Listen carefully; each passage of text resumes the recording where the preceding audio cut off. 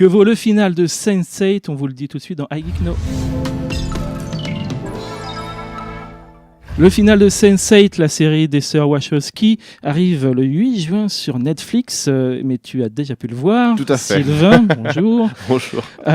Donc on va vous donner un peu notre avis, enfin son avis, sans spoiler. Voilà, vous pouvez vous rassurer, il n'y aura pas de spoiler dans cette vidéo sur le final de la série. Voilà.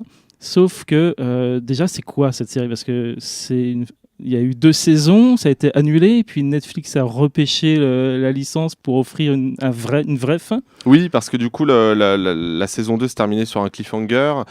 Bon, même si honnêtement, ça aurait pu se terminer comme ça, parce que ça aurait laissé suffisamment de portes ouvertes pour se dire, ok, on sait à peu près où sont, voilà, à l'imagination des fans. Bon, du coup, effectivement, la série a été annulée parce que personne la regardait, tout simplement. Elle coûtait très très cher et elle n'avait pas beaucoup de succès sur Netflix. C'est dommage. C'était une série que j'appréciais, même si la saison 2 était un petit peu moins bonne que la première, à mon sens. Mais du coup, ils l'ont repêché. Je pense que c'est un peu trafiqué, en mode ils l'ont annulé. Ils s'attendaient que les fans crient corps et âme pour une suite, et ils lui ont accordé un final de 2h30, ce qui est déjà énorme. Et donc en gros, le final de 2h30, il va finaliser les différentes histoires autour des personnages, et surtout il va finaliser l'histoire des sensitifs avec le BPO, qui est un organisme qui essaie de capturer les sensitifs pour en faire des armes. D'accord, alors ce final, finalement, est-ce que tu as été conquis, toi, par ces 2h30 ? Est-ce que ça a été suffisant pour boucler l'histoire ? Eh ben, comme je l'avais dit dans ma critique de la saison 2, oui, en fait, le problème de la saison 2, c'est qu'en 10 épisodes, je crois, il y avait des gros problèmes de rythme, et en fait, au final, on aurait très bien pu garder le premier et le dernier épisode de la saison 2, tellement, entre-temps, l'histoire n'évolue pas. Et ben là, en 2h30, ils arrivent justement à condenser toutes les qualités de la série, que ce soit les qualités scénaristiques, les qualités au niveau de l'univers et de ses personnages. Donc c'est vraiment là le bon rythme, finalement. Le bon rythme, effectivement, et c'est probablement le pari est remporté pour les sœurs Wachowski. C'est tout ce que j'attendais du final.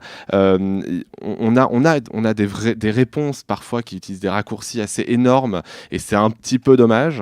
Mais bon, faut bien terminer, hein, il y a que 2h30. Disons, sachant qu'en plus de ça, l'histoire véritablement se termine en 2 heures, et les dernières demi-heures servent un peu à remercier les fans. D'accord. Voilà. Donc, une sorte de prologue. De prologue. Donc, du coup, sans spoiler, épilogue, évidemment, peut-être. vous aurez 2 prologues.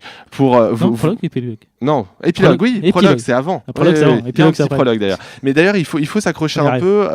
Je pense que si vous n'avez pas encore vu le final au moment où vous voyez cette vidéo, je vous conseille peut-être de revoir la saison 1 et 2, parce que honnêtement, j'ai parfois eu du mal à me reconnecter à l'intrigue. Parce qu'il y a beaucoup de persos. C'est ça, il y a beaucoup de personnages, il y a beaucoup beaucoup de choses à prendre en compte. L'histoire des sensitifs est tellement dingue dans la saison 2, ça évolue. Donc, du coup, une petite piqûre de rappel aurait été nécessaire, et elle n'y est pas a priori dans le screeners final que j'ai pu avoir, mais il pourrait très bien apparaître sur Netflix en mode le récap de la saison 1 et 2 avant de voir le final. Voilà. Mais en tout cas, voilà, si jamais vous avez l'occasion, revoyez un petit peu la saison 1 et 2 pour vous remémorer tout ce qui se passe dans la série. Parce qu'il y a beaucoup de persos, mais normalement il y a aussi beaucoup de décors, mais j'ai pas cru voir qu'il y avait beaucoup de décors. Ça se passe tout à Paris, on Alors, dirait. ça se passe pas tout à Paris. Beaucoup. Ça se passe beaucoup à Paris. Beaucoup près de la Tour Eiffel aussi. C'est ça, ouais. Parce que en gros, c'est un peu ce que je regrette finalement, et je m'y attendais en voyant le fait que le tournage avait lieu à Paris. Tous les clichés possibles et imaginables sur Paris sont là, sur la France d'ailleurs d'une manière générale. Ça va de la baguette à l'accordéon, en passant par le béret, sans oublier évidemment la Tour Eiffel, le fromage, le champagne, parce que vraisemblablement on ne boit pas de vin en France, on boit surtout du champagne. C'est le budget Netflix, il faut monter tout ce qui reste. Exactement. Le grand appartement parisien qui doit coûter un bras, mais qui vraisemblablement a été accepté à des gens qui sont fugitifs. Écoute, voilà. Tous les jours. Voilà, ils prennent le métro, of course. Après, ils se retrouvent en Italie, c'est le deuxième pays qu'ils visitent. Alors à Naples, évidemment là, pareil, tout le cliché. Non, mais la mafia, etc. Tout ce qui s'ensuit, voilà.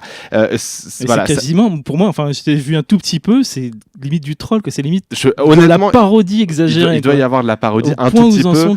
Parfois, on en est quand même à rapprocher la Tour Eiffel par rapport à son emplacement réel, mais bon. Hein, on va pas. C'est la Tour Eiffel après tout. Ça rapproche d'un plan à l'autre. Hein, change de direction. Exactement. Mais globalement, enfin, c'est un très très bon épisode de fin de 2h30.